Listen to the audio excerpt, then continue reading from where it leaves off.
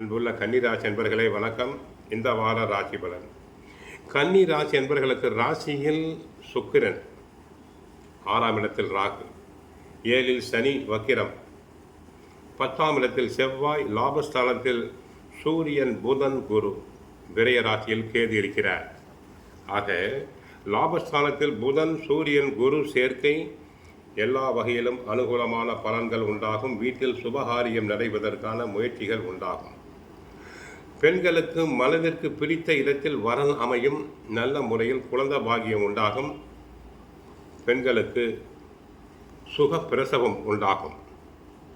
உங்கள் ராசிக்கு 6இல் ராகு இருப்பதால் எந்த ஒரு வேலையும் திறம்பட செய்வீர். எப்படிப்பட்ட பிரச்சனை வந்தாலும் சமாளிக்கும் திறன் உண்டு. வெளிநாடு செல்லும் யோகம் அதிகரிக்கும். 10இல் செவ்வாய், உங்களுடைய மதிப்பு மரியாதை அனைத்தும் அதிகரிக்கும். உத்தியோகத்தில் தாங்கள் சிறப்பாக செயல்படுவீர். உயர் அதிகாரியின் பாராட்டுதல்கள் தங்களுக்கு கிடைக்கும்.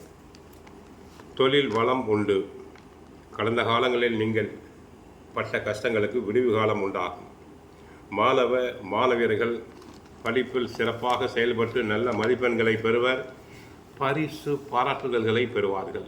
விளையாட்டுப் போட்டிகளில் கலந்து கொண்டு பரிசு பாராட்டுதல்களை பெறலாம். சூரியன், குரு 11இல் இருப்பதால் லாபம், வருமானம், புதிய தொடர்புகள், நீண்ட கால ஆசைகள் நிறைவேறும். செவ்வாய் 10இல் தொழில் மற்றும் பணியில் அதிக சுறுசுறுப்பு உண்டாகும்.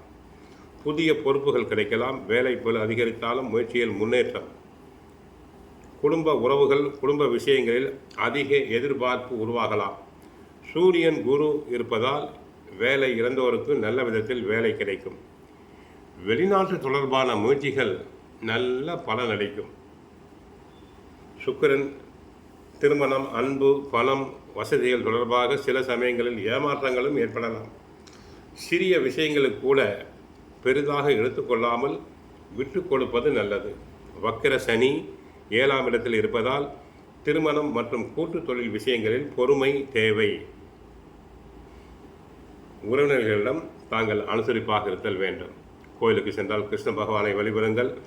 வீட்டில் தினமும் சுந்தரகாண்டம், பகவத்கீதை பாராயணம் செய்யுங்கள். வாழ்க வளமுடன், மங்களம் உண்டாகட்டும். ஹரே கிருஷ்ணா, ஹரே கிருஷ்ணா, ஹரே கிருஷ்ணா.